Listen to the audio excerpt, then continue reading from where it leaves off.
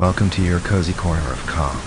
Here, you'll find gentle stories and the soothing sound of rain, created to help you unwind, ease your thoughts, and drift peacefully into sleep. If this space brings you comfort, consider subscribing so you'll always have a quiet place to return to. Now, make yourself comfortable, close your eyes, and let tonight's story carry you gently into rest. "Pour more of that wax oil on it," shouted Conrad, riding his steam bike. With his right hand, he operated the valve controlling the steam flow, ready to launch his machine at full speed across the jousting ground. "Boiler's on full blast," replied Siggy loudly. "If I put in more kerosene, it could explode. Put more in, I'm telling you. I want to shoot out like an arrow." "The Lord of the Caves is burning coal tar oil. Can't you see the black smoke coming out of his chimney? So what? So my fuel has at least a quarter more calorific value than his. When you hit him, he's going to feel like he's crashed into a wall. I don't care. I want more power." Siggy shook his head in resignation, then opened another canister and poured his fuel through a nozzle into the coal-filled boiler. When he went to close it, a blaze of fire came out of it and burned his hand. He didn't even wince. Chuka chuka chuka chuka chuka chuka chuka chuka. The steam bike seemed to go berserk. The centrifugal regulator was spinning wildly at full speed. Steam was pouring angrily out of the condenser exhaust pipe. "Is Nina watching me? Fuck you, cunts. Focus on what you must do." Conrad picked up his lance. When the judge gave the signal, he aimed his weapon at his adversary and opened the valve that allowed the steam to flow into the piston. His armored motorcycle shot out across the tilt yard, seeking to ram Baron von Kobo, who was mockingly nicknamed the Lord of the Caves because of the number of mining operations in his fiefdom. He felt his steam bike vibrating and overheat. With so much trembling, he was not able to keep the tip of his spear well aligned towards his opponent's body. He could see him approaching at full speed. Fearing the worst, he crouched behind his shield and ducked his head, trying to keep his spear as straight as possible. The impact was devastating. Both knights broke their lances against the body of their opponent. Von Kobel lashed out against his shield. Even so, the blow was so virulent that it almost knocked him off his seat. He could not see if he had knocked his opponent off his bike. He could only hear the restless, almost terrified murmur of the audience's voices, distorted by the intense rattle of his engine. When he reached the end of the jousting yard and turned his steam bike around, he saw that the Lord of the Caves was barely holding on to his velocipede, fallen backwards on his right side. He had to stop his machine to be helped to right himself so he could grab a second lance. Conrad saw that he had broken his own against the Baron's right shoulder. Since his bike was carrying much more speed than his contenders, he had almost shattered that part of his armor. As Siggy had told him, he only had to take good aim and avoid being knocked down by dodging the spears of the other knights. The power of the impact was already taken care of by his friend with his steam engine and his new fuels. Generally too, his bike was a three-wheeled velocipede, a smaller front steer wheel that allowed him to ride crouched over the vehicle, with his legs tucked in and his torso bent behind his shield, and two larger rear driving wheels, between which was the steam boiler that moved them. That igneous volcano was still throbbing beneath his body. He felt that its intense heat was scorching his backside. He saw von Kobel switch his shield to his right arm. That was a sign that he had it shattered by the impact. He was forced to wield his spear with his left arm. His attack would now come from the inside. It would be more difficult to dodge, but its force would be less. The two-headed eagle on the Baron's bike figurehead had also lost one of its heads. Conrad again launched his monstrous steam-powered velocipede against his adversaries.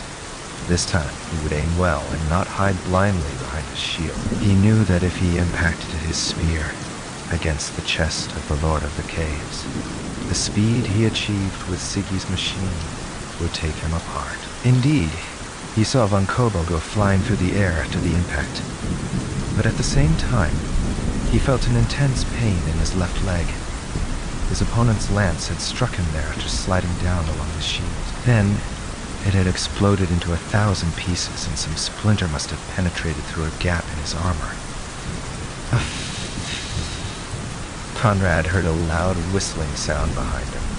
A cloud of steam seemed to be chasing him. When he reached his end of the tilt yard, he saw Siggy running up to him, waving his arms in anguish. He didn't quite know what was going on. Kunz, get down from there. He heard his friend shout, pulling him by the arm. Seeing that he did not react, Siggy grabbed him by the breastplate, sticking his fingers through the gaps between the pieces of his armor, and pulled him with all his strength. Although he almost dismounted him, he couldn't get him completely off the velocipede. All three, okay. I'll be right down, shouted Kunz to calm him down. When he had only put one foot on the ground, Siggy lunged at him and knocked him to the ground. Boom! At that instant, the boiler of his steam bike burst, blowing up the metal part where the leak had occurred. The rear of the vehicle was on fire. Siggy sat up and stared at his wrecked engine sitting on the ground. It's good that you want to protect me, Conrad said grumpily. But I'm the one wearing the armor. You're not wearing any, and you're lying on top of me, covering me with your body. You're out of your mind, he reproached him. Come on, help me up. The judges declared Sir Conrad von Strautenstein the winner of the match, since Baron von Kobel remained unconscious with a bruised chest. In addition, they considered that the damage to Conrad's vehicle had occurred after he had won the fight. But since he no longer had a useful mount at his disposal to face Sir Gottfried, they awarded the latter as the winner of the tournament. Damn it! Iron Hand has defeated us again, bellowed Conrad angrily, kicking his semi-carbonized bike. He felt a sharp stab of pain in his injured leg. Kunz, Siggy called his attention with a gesture. Sir Gottfried, Götz von Bethmann.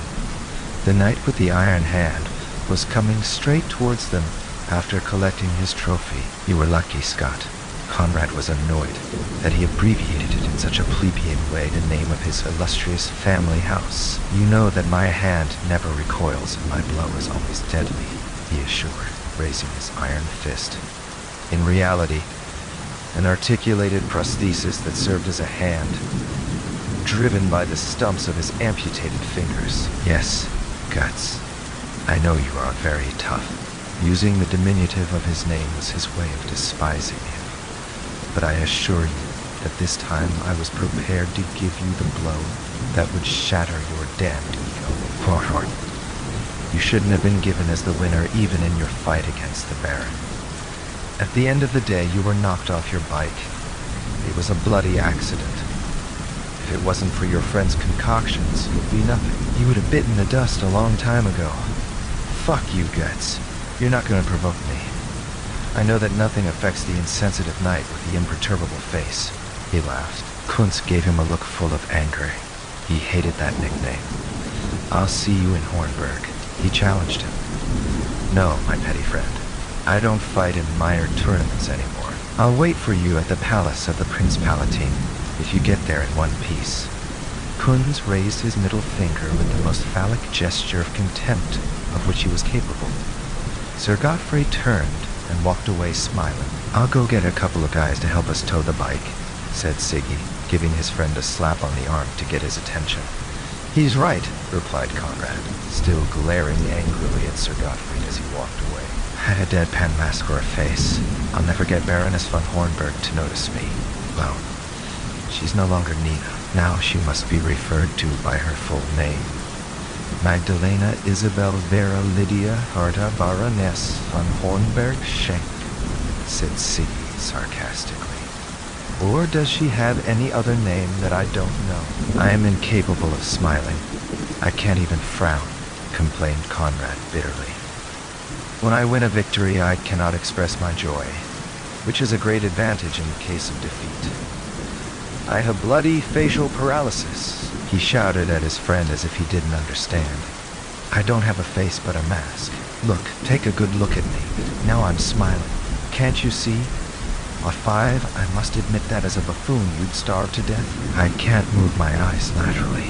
I have difficulties in speech because I can hardly move my lips. Sometimes I even drool, he said to himself with disgust. And yet you asked Nina to come and see you at the tournament. And she has come. And now, you're not even going to get close to her? Are you going to stand her up?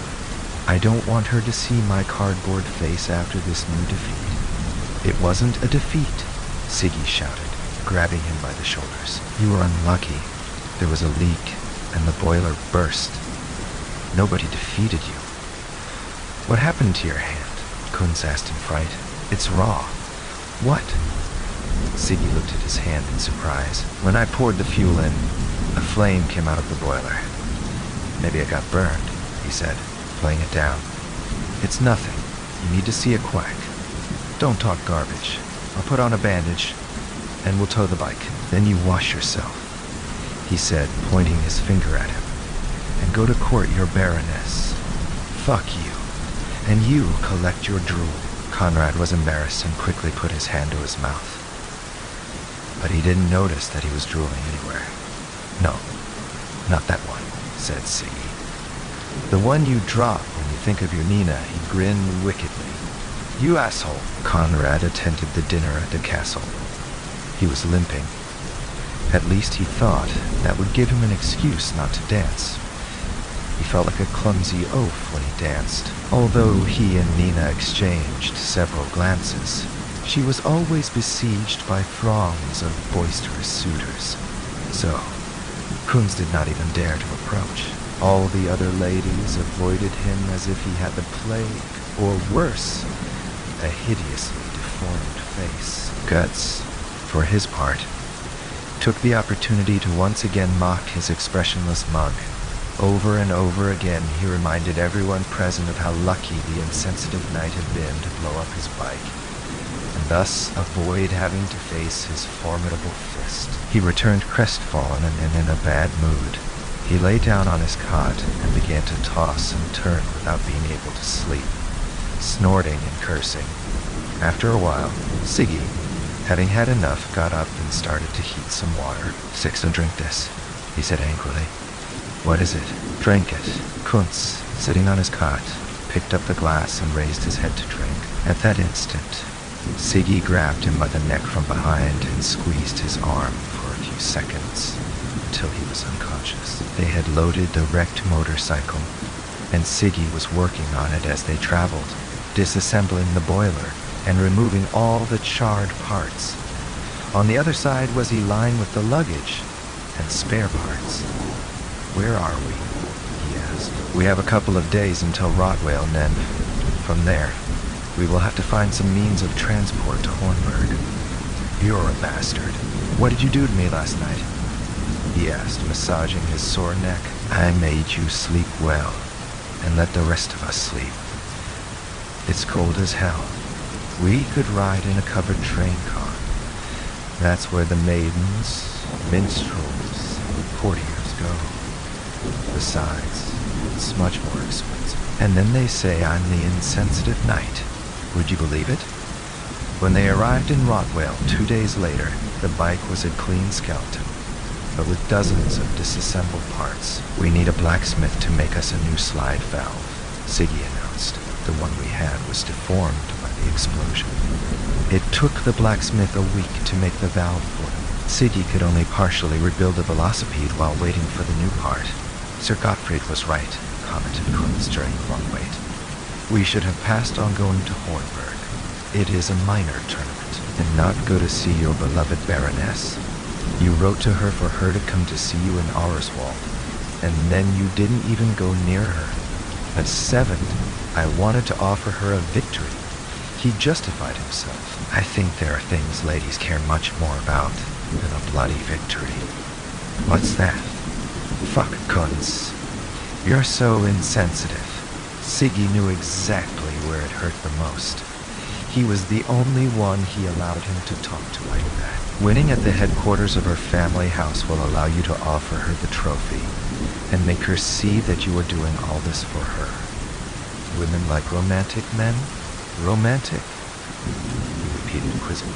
Don't even think of asking me what that is. Siggy threatened him angrily, going back to work on his machine. A few days later, they were on their way to Hornburg, sitting on a pile of sacks full of legumes on the back of an ox-drawn cart. They were towing their huge, half-dismantled bike behind them. You can't trust machines. The hawker they were traveling with repeated over and over again. There's nothing like a good animal. Just as they shit, they carry you. Every time he made a foul remark, he laughed his jaw off. The castle of Hornburg was situated on a steep, rocky outcrop, overlooking a large beach. There, a good number of artisans were at work, setting up the arena where the joust was to be held. The platforms for the judges, and for the festival lord and his guests of higher rank, the ladies' gallery, and the grandstands for the populace. Do you know that your little baroness lives in a beautiful place to retire to? I don't intend to retire here.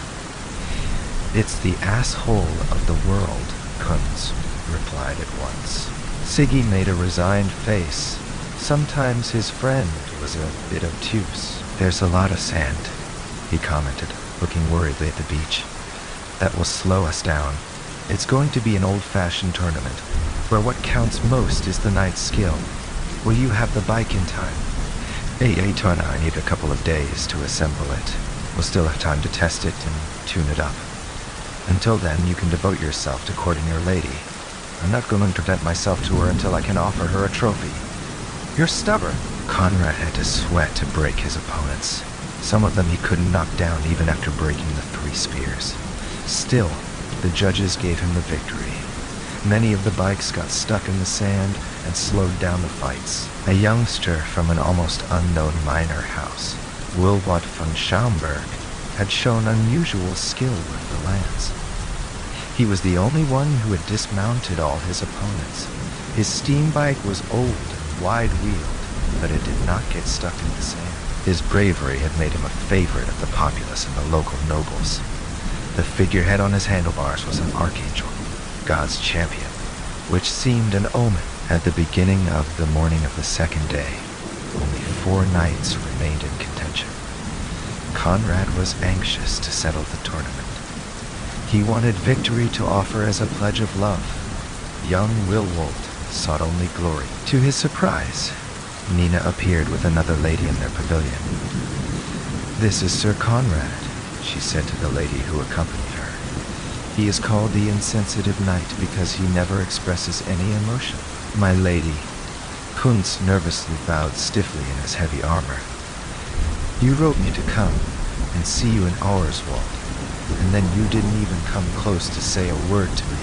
Is it part of your strategy to be insensitive to the ladies as well?" Siggy, rising to his feet, elbowed him from behind. He had been refilling a couple of carafes with his powerful fuel. I wanted to offer you, my lady, a victory." Insensitive and embarrassed in speech, laughed the other lady. She was truly beautiful with bewitching eyes. Siggy gawked at her.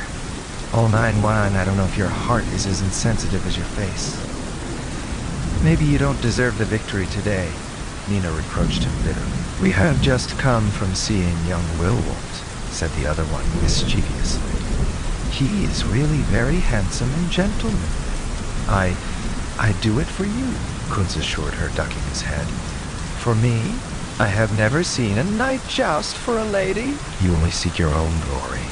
That's why the insensitive knight remains unmoved by it," replied Siggy. The sleeve of his doublet was stained with fuel to show his contempt for the honors of men. For in his heart dwells only the unquenchable fire that the mistress of his soul has kindled. "Who are you?" "This is Siggy, your squire." "No, not exactly. This is Siegfried von Kallenberg, my friend and comrade in arms." Kunz seemed to have recovered his speech. "Aren't you taking part in the joust?" asked the other lady. He had caught her attention. "No, my lady. I helped Sir Conrad preparing his machine and weapons." "Then you are not a knight." "Of course he is."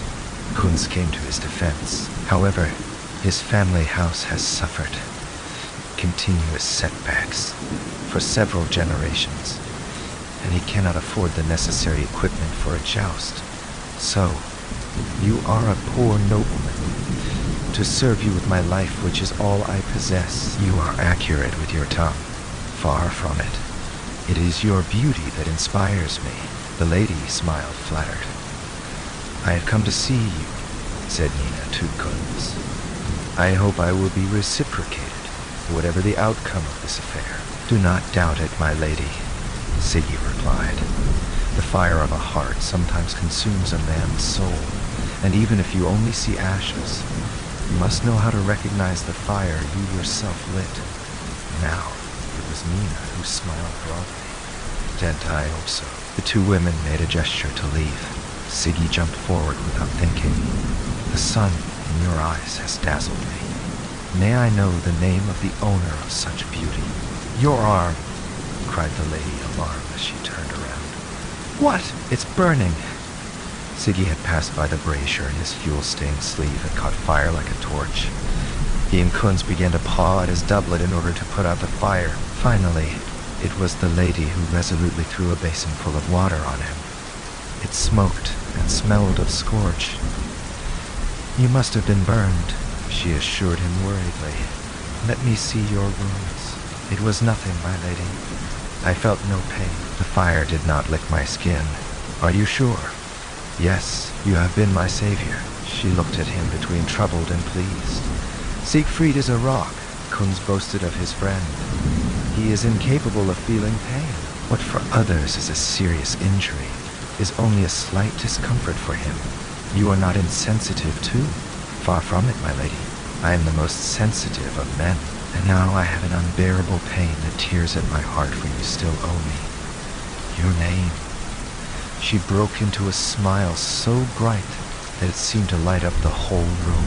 Mischievous, she made a fleeting gesture to walk away and leave him with the anxiety.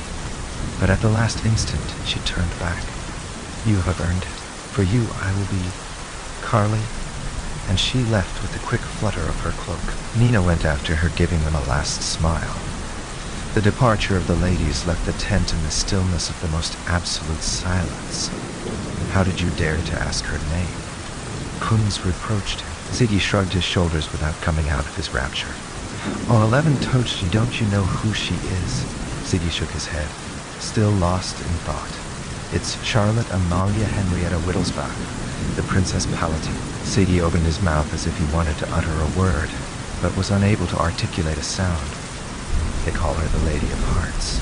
They say she collects the broken hearts of her many suitors. Well, now she has mine too, which bleeds uncontrollably. Kunz looked at him and slapped his burned arm. Siggy didn't feel the slightest pain. That makes two of us who are suffering. Come on. Let's go get that trophy. Conrad had to face young Willwalt in the final match. In the first round, they both broke spears, but the young man's blow was much more accurate. In the second clash, Kunz hit him square in the breastplate, but Willwalt's spear struck him in the helmet and shattered his visor. Open my helmet! Open it! Kunz shouted to Siggy when he reached the end of the jousting yard where his barracks were located. I can't see anything! He shouted in desperation. Siggy had to pry the deformed visor. Inside the helmet appeared the bloody face of his friend. His nose was broken, and there were deep wounds on his forehead and cheekbones. You can't go on like this. You'll have to get off the bike and give up the fight for lost. Never. I can't humiliate myself in front of my lady, especially now that I've got her back. He knows he won't be able to dismount you, so he has decided to go against your head to stun you and make you fall. He won't succeed. I assure you he is very accurate. I've never seen anyone with such a steady pulse. One of the judges held up a flag. It meant he was asking if the night could continue. Give me another lance. I won't be able to lower your visor. If that guy hits you in the face, he could smash your head in. Give me the damn lance. Let me wipe your face. The judges raised a second flag. One more, and he would be disqualified. Siggy pulled out the blood-soaked rag. He stared at it in a daze. Give me the lance. Kunz, he said, showing him the handkerchief. If you are my friend, give me that damn spear and get out of the way. Siggy could see it even before it happened. Willwalt's lance went right through the small gap in the helmet and impacted against his friend's face, ripping him off his bike. Kunz! Siggy shouted in desperation and ran to his aid. When he reached the place where he had fallen, He tore off the helmet from him and removed the before. He had a huge bruise on his face and 2 large splinters stuck in his cheekbone and eye socket. He was bleeding profusely. Kunz was not moving, but he could see that he was still alive. He spent the rest of the afternoon in the hands of the healer, who removed the wooden fragments from his face, made him drink infusions, applied various poultices of medicinal herbs, some to reduce the bruising and others to scare the flesh. Then he stitched the wounds and finally bandaged his face. "It is almost certain that he will lose his eye," said the quack to Siggy. "It may even be worse, and the blow and all that blood inside his head may end up killing him or make him lose his mind forever." Outside were Nina and Carly, along with other maids, knights, pages, and servants. "How is he?" Nina asked the healer, resting. "Now, we will have to trust in God." Nina burst into tears because she knew that when her healer said that, it was because the situation was critical. It was his way of saying that there was nothing more he could do. "I told him he didn't deserve the victory," she sobbed, mortified. "Let me stay and take care of him," the princess offered. "You are very kind," thanked Siggy, "but he is my friend. I must take care of him, just as he would do for me. I will not leave his bedside. Now I see that you really are a knight." A week later, only their empty tent at the end of the beach remained, flapping in the wind. Conrad rested in a room in the castle, and Siggy slept on the floor at his feet by the fireplace. "I fervently hope that your friend recovers," said the princess, who had remained in Hornburg even after her retinue had left. "The healer does not hold out much hope. He thinks that if he survives, he will remain as a vegetable. I fear he will unwittingly live up to its dismal nickname. He will be for the rest of his days the insensitive knight." "Why do they call him that? Was he so insensitive?" "No, my lady. He has facial paralysis. After generations of marrying each other, the noble blood has accumulated all sorts of disorders. And you? Do you also have any disorders?" "You saw it in our tent," she frowned uncomprehendingly. "When I burned my arm," he explained. "I am insensitive to pain. I have to be careful not to hurt myself because if I don't feel pain, I can suffer very serious wounds and do nothing to heal them. So, in reality, the insensitive knight is you. I have already told you, my lady, that I am the most sensitive of men. I feel the terrible pain of having lost my only friend, and now I must also see the mistress of my heart depart." Despite the compliment, she looked at him sadly. "I would like to see you again, Sir Siegfried. If your friend no longer needs your care, come to our palace in Mannheim. Will you do it? 14 if it were up to me. I would be your slave, but it will depend on Providence." 9 days later, on the healer's orders, Conrad was lifted for the first time, seated in a large armchair, and taken up to the terrace of the keep. From there they had a magnificent view of the coast and the great beach. Siggy felt that this was the best place in the world to retire or die. Kunz had involuntarily chosen it. His head was bandaged.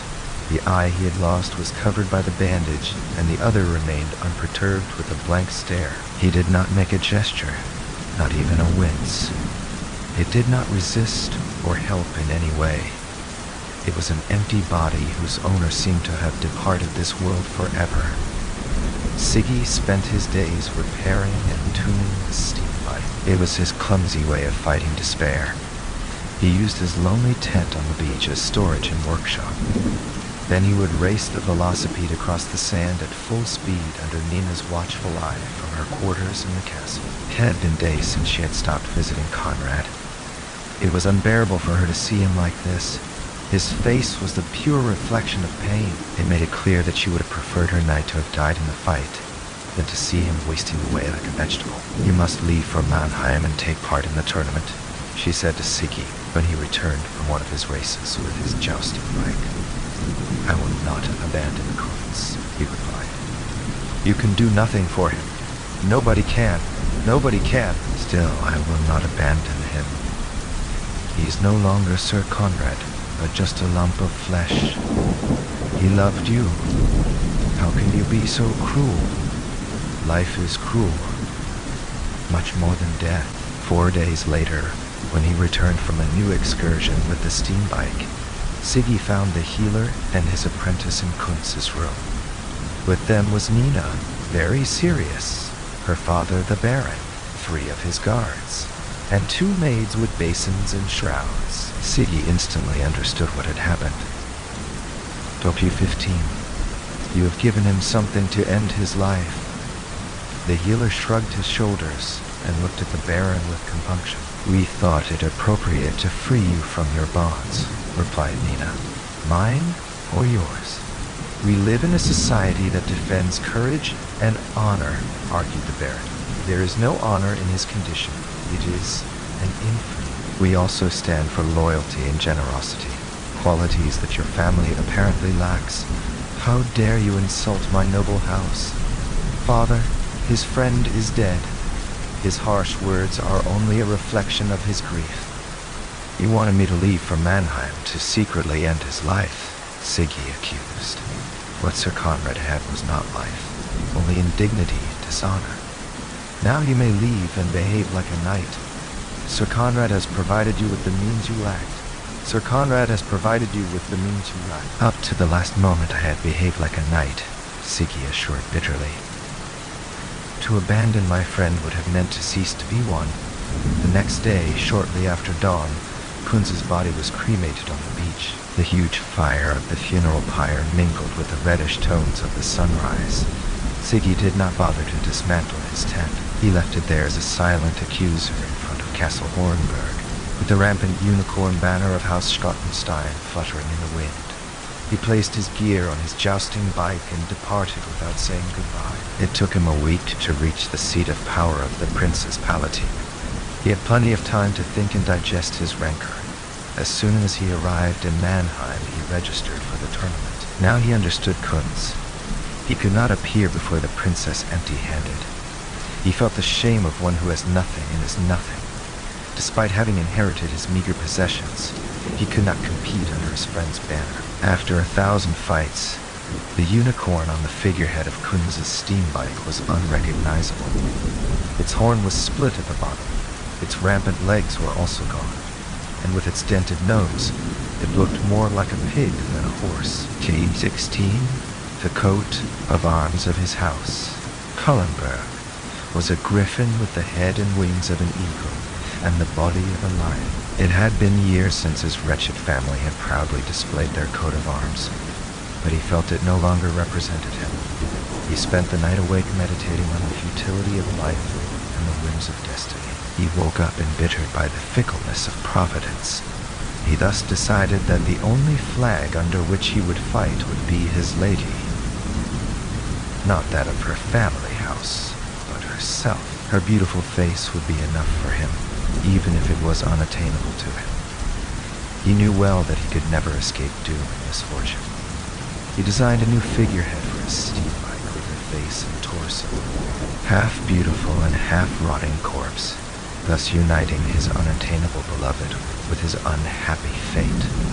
A craftsman spent a whole week working intensely on his design before finally assembling it on his velocipede. They had placed the tilt yard for the tournament in the magnificent main courtyard of the palace. The 4 sides were surrounded by buildings with impressive facades decorated with pilasters, arches, pediments, and entablatures, as well as countless statues of ancient heroes. All this is an ostentatious manifestation of the power of the Palatine princes. From the windows of the buildings, the princes, the ladies, and their most noble guests could watch the tournament comfortably sheltered. The populace crowded into a pair of facing grandstands built for the purpose, or simply stood in expectation at both ends of the jousting yard. When the Knight of the Dying Lady, as everyone now called him, came out into the tilt yard and broke his first lance, Princess Wittelsbach had a feeling that night with a fast steam bike and a figurehead of a half-living, half-dead lady reminded her of someone. In the second run, when she saw Count Neomar smash his lance against his chest, she felt as if she had been stabbed through the heart with a knife. In the third round, it was the mysterious knight who knocked down the count with an accurate blow. It was the most talked about confrontation of the day. Everyone wanted to meet the victorious knight and to know who his lady was. That afternoon, the princess appeared alone in her humble tent. "I knew it was you," she told him as soon as she saw him. "I recognized your bike in your despair. Well, 17, do you know me so well? I heard of Sir Conrad's death. It was not by the hand of Providence," he said bitterly. She looked at him in silence, understanding the indescribable pain that this vile act must have provoked in him. "I know how much you cherished your friend, and though your body may not feel the pain, your heart must be torn. My only consolation is to see you again," he replied chivalrously. "But you have not come to see me at the palace." She reproached him with affection. "My lineage is insignificant and my family is ruined. I could not present myself to you as a beggar. Did you come to win the tournament?" She instantly grasped the point. "Do you think you will only have my favor if you are a champion? You overestimate my abilities. I only aspire to be among the 4 knight finalists. You are as stupid as Sir Conrad," she shouted at him. "He put his life on the line for an unnecessary trophy.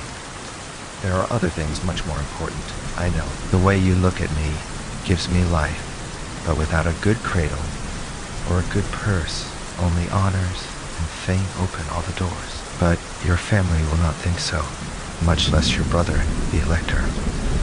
I don't want you to risk your life uselessly and end up like Sir Conrad. Don't worry, it won't be like that.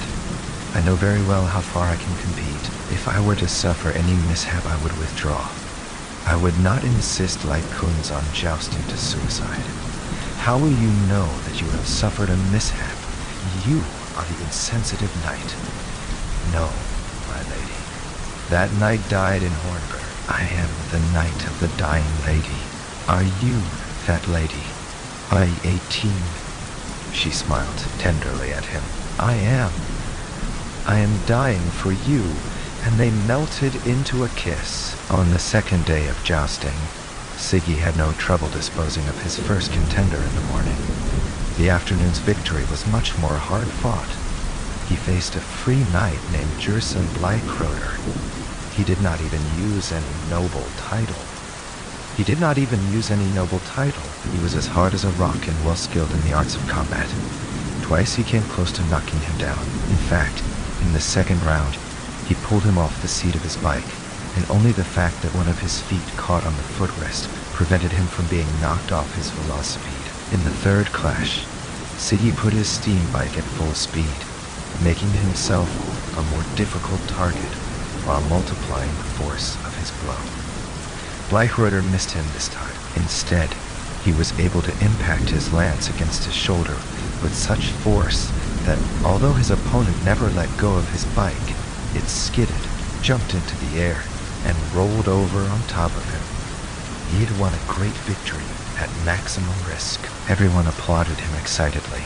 He looked at the window from where the princess was watching him and saw her pale face flooded with tears. Siggy understood that he was beginning to behave like Kunz.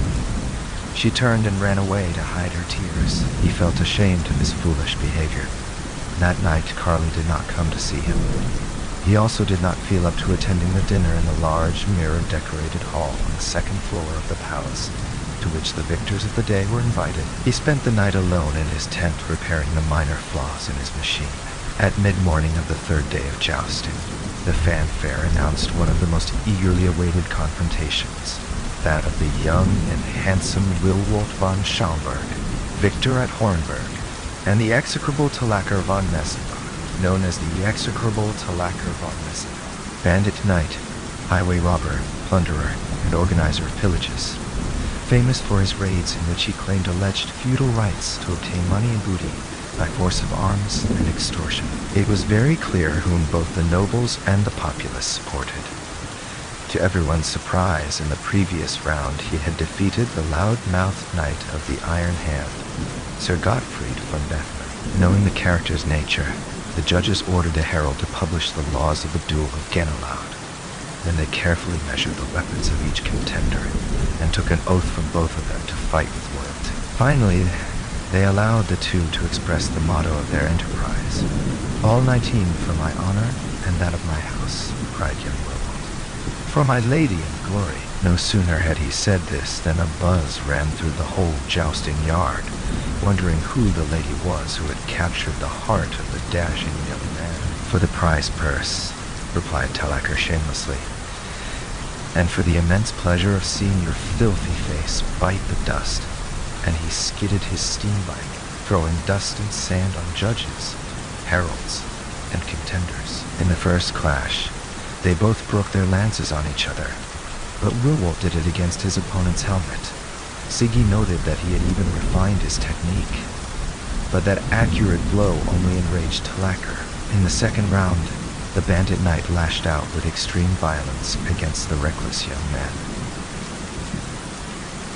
Even so, he was unable to dislodge him from his bike. The boy was a formidable fighter, in spite of having received such a tremendous blow.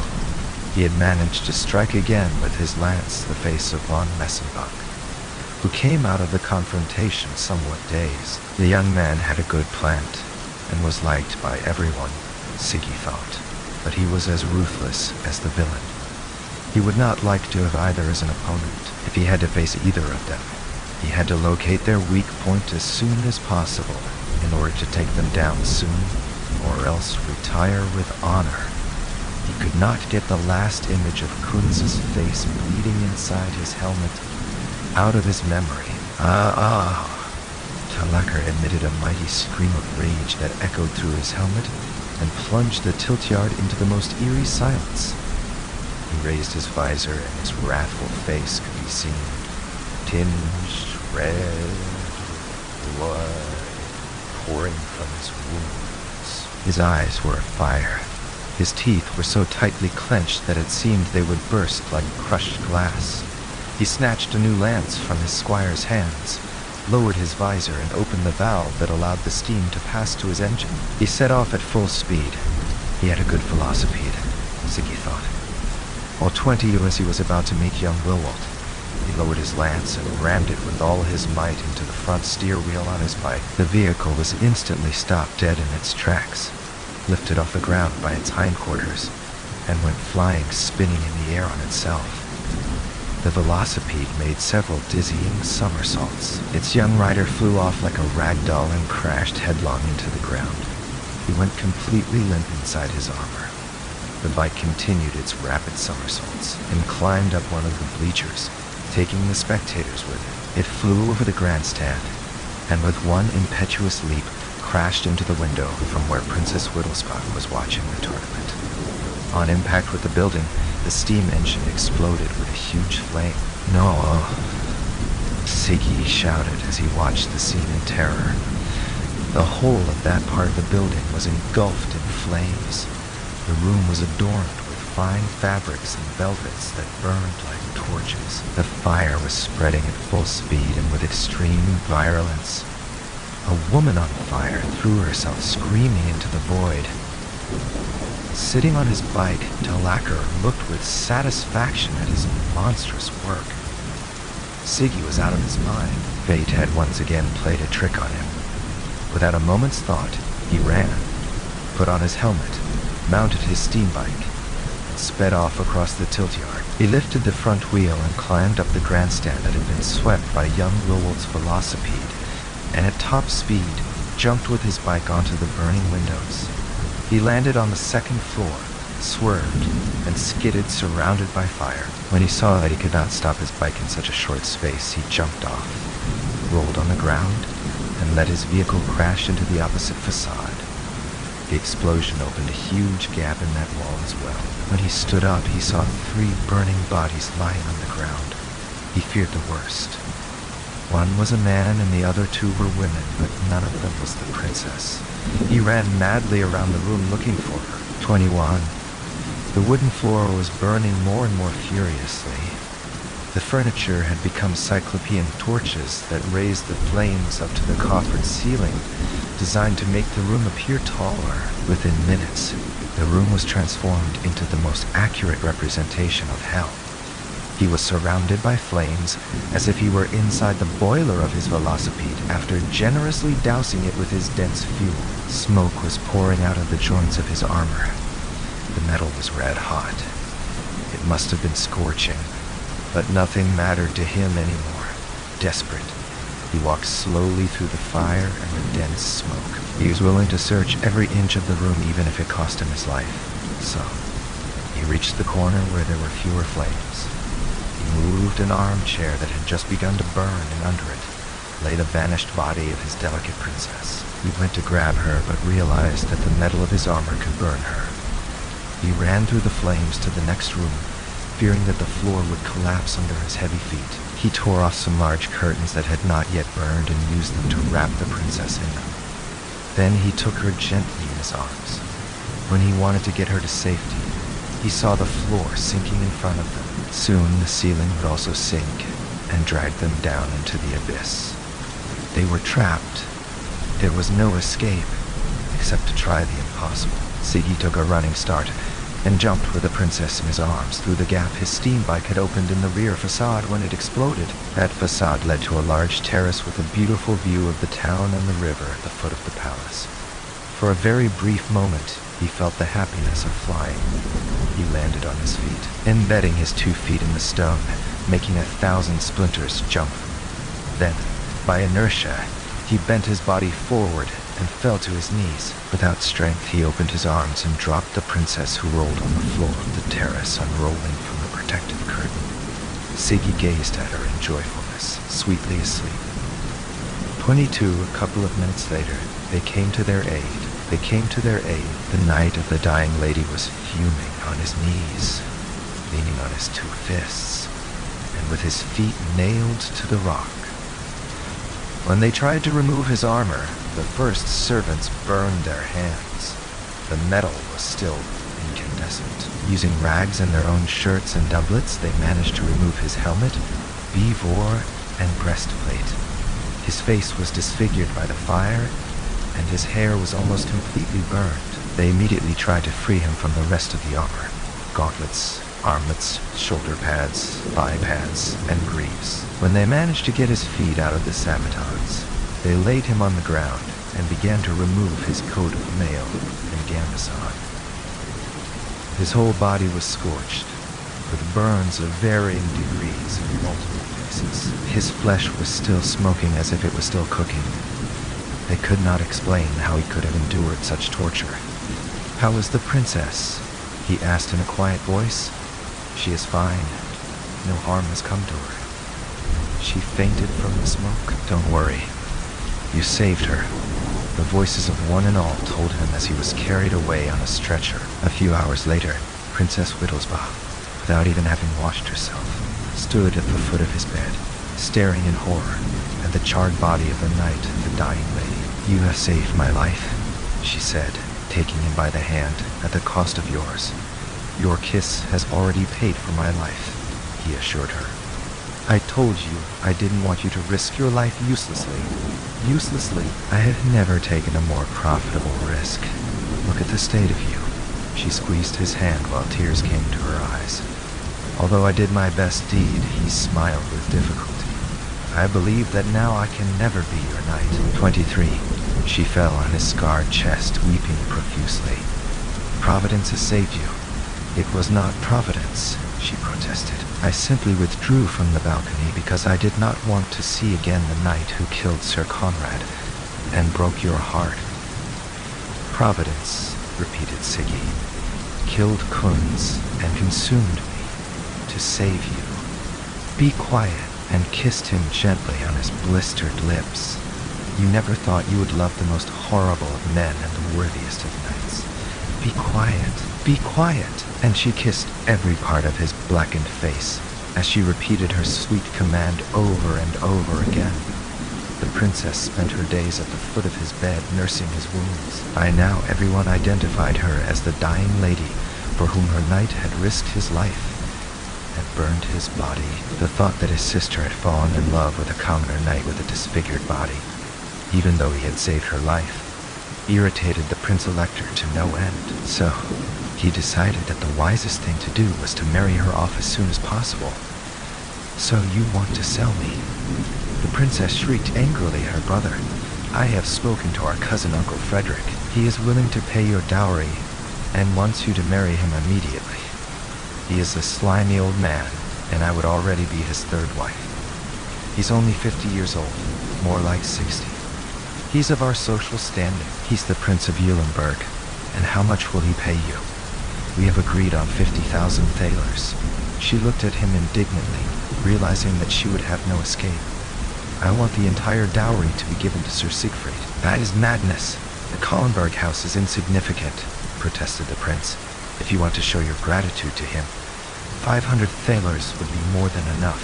24 is not a handout. It's payment for a lifetime. With that amount of money, he could buy a fief and rebuild his house.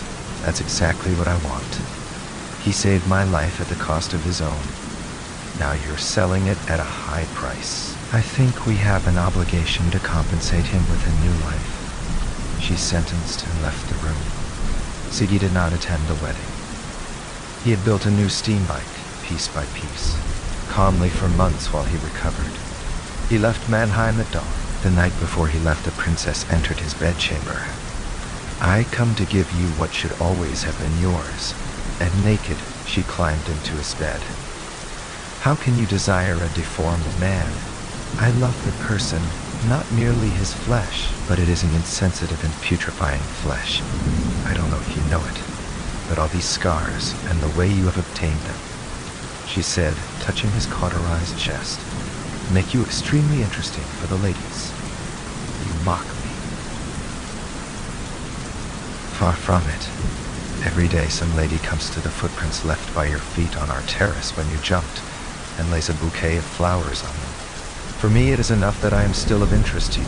That's right, don't doubt it. Besides, she assured playfully, you're a much better choice than the old man I'm going to marry tomorrow. A year later, Siggy bought Hornberg Castle from the Baron and erected a tomb in memory of Kunz on a small cliff on the other side of the beach, near where they had pitched their tent for the tournament. He led a solitary and secluded life.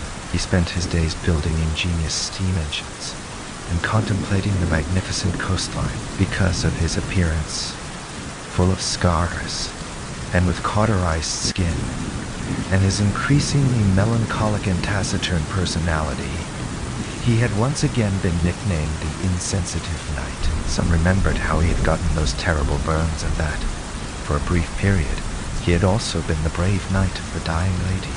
Now, however, it seemed that it was he who was agonizing with sadness and grief.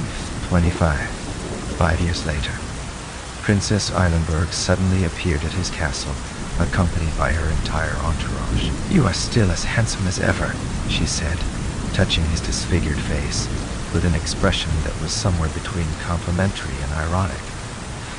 Do not mock me, my lady. It is you who are still so beautiful, I would say even more so than I remembered in my memory. You are still very gallant. I want to introduce you to someone. She took a boy by the hand of a maiden and brought him to Siggy. Who is this young man, he asked, trying to put on his best face. The boy looked at him in fright. His name is Siegfried. Siggy was petrified. His eyes were riveted on the little boy. When he was able to overcome the shock, he looked questioningly at the princess, and she nodded her head. The insensitive knight almost fainted. He had to lean against a wall and catch his breath. Last month, my stupid brother died, the princess explained. Returning from a hunt, probably drunk, he had the idea of jumping with his steam bike over the barge his family was on. It exploded, and they all drowned. Now I am Princess Wittelsbach again. He looked at her without understanding. My husband is also very ill, about to die. I am very sorry. I did not know. Fortunately, he will not recover. She looked at him coldly. Are you sure? I can assure you, she confirmed firmly. Now Siggy looked at her with surprise. This ruthless side was new in her.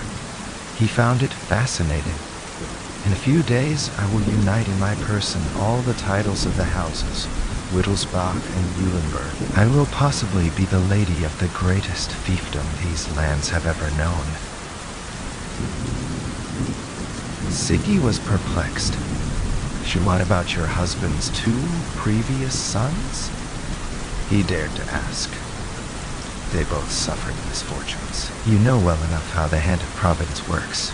The insensitive knight was struck dumb, speechless. He seemed to have before him a mythical basilisk, capable of killing with a simple glance. In an instant, the woman of his heart had completely transformed his world. I come to offer everything to you, she said, together with my hand. Our son will be the most powerful prince there has ever been in these kingdoms. Siggy was stunned. Siggy was stunned when he pulled her out of the flames. He had been more serene than at that moment. Why have you stayed away from me for so long? Because of our son. I could not allow anyone to question his lineage. Siggy knew all too well what it was like to fall from grace. Rejection could be even worse if one was a bastard. I assure you that, from now on, all noble houses will not have seen scars more beautiful than yours, she said forcefully, as if she knew exactly what he was thinking. My lady, Siggy told her with the utmost frankness, I don't need any of those things. I have always loved you. Only you, he stressed. She broke into that beautiful, radiant smile that seemed to illuminate everything around her. I know. That's why I'm dying for you. The end.